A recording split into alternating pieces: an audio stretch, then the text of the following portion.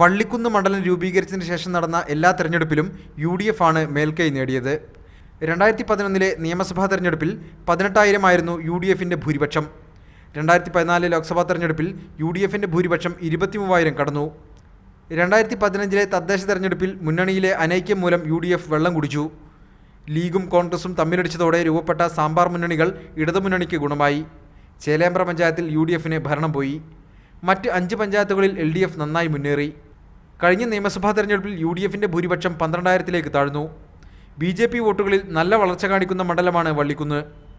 2011 11,000 വോട്ടുണ്ടായിരുന്ന BJPക്ക് 2014 15,000-ആയും 2016 22,000-ആയും വർദ്ധിച്ചു. കണക്കുകൾ എങ്ങനെ കൂട്ടിയാലും വള്ളിക്കുന്ന് UDFിനൊപ്പമാണ്. BJP ഏറ്റവും അധികം വോട്ട് പ്രതീക്ഷിക്കുന്ന മണ്ഡലവും വള്ളിക്കുന്ന് തന്നെ. മലപ്പുറത്ത് നിന്നും ക്യാമറമാൻ വിബി തടത്തിലിനൊപ്പം MK ഷുക്കൂർ, മീഡിയ 1.